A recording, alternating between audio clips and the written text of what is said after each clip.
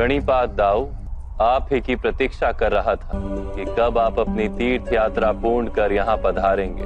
नहीं कान्हा, तुम्हें भय था कि मैं आकर तुम्हारा पक्षपात रोकूंगा। पक्षपात तो मैं सदा ही करता हूँ बड़े भैया। जो मेरी शरण में आता है उसका रक्षण करने का वचन तो मैंने समय के आरंभ से दिया है। सभी को समान दृष्टि से देखने का वचन भी है विष्णु का। सभी को समान दृष्टि से ही देखता हूँ दाऊ।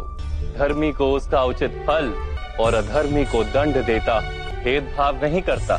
किंतु मानवीय अवतार धारण करने पर हमें मानवीय मर्यादाओं को भी धारण करना होगा। अपने प्रत्येक अवतार में यह ज्ञान तुम्ही ने मुझे दिया है। इसी कारण अपने ब्रह्म स्वरूप में मैं विष्णु का सेवक शेषनाग हूँ।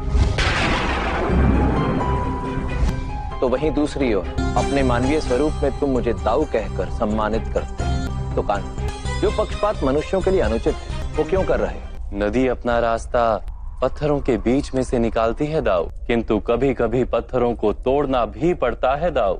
ये समय ऐसा है, यदि पांडवों की पराजय हो गई तो मेरा अवतार कार्य अपूर्ण रह जाएगा।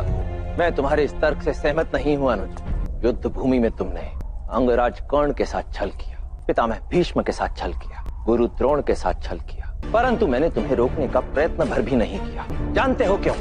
क्योंकि ये सब योद्धा थे, रणभूमि में खड़े थे। परंतु एक तपस्वी स्त्री से छल करके तुम्हें क्या प्राप्त होगा कान्हा? तुम्हारे इस एक कृत्य से मानवता का तपस्या के ऊपर से विश्वास उठ जाएगा, ईश्वर पर से विश्वास उठ जाएगा। कान्हा, तुम्हारे विषय में अपशब्द कहे जाएंगे, भविष्य में कोई तुम्हारी पूजा नहीं करेगा। मैंने ऐसा क्या भयानक कार्य किया है दाऊ? एक माता अपनी तपस्या का फल अपने पुत्र को देना चाहती थी। इस कार्य में कुछ भी अनुचित नहीं था।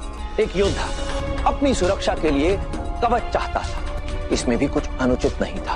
परंतु फिर भी तुमने दुर्योधन के मन में भ्रम उत्पन्न करके उसके एक अंग को निर्बल रह जाने दी। युद्ध भूमि में उसी दुर्बल अंग की ओर संकेत करके तुम भीम द्वारा दुर्योधन का वध करवा दोगे। मेरा प्रश्न तुमसे यह है प्रिय अनुज, यदि तुम्हें इतनी सरलता से ही परिस्थितियों को व्यवस्थित करना था तो इतनी हिंसा क्यों करवाई? कोई महामारी फैलाकर सबका वध कर देते, समाज को यूं हिंसा का पाठ तो न मिलता। उत्तर तो मेरे प्रश्न का, क्यों करवाया यह युद्ध? मैं ज्ञान का कारण हूँ दाऊ, तो आप स्वयं ज्ञान की मूर्ति, क्षीर अर्थात दूध।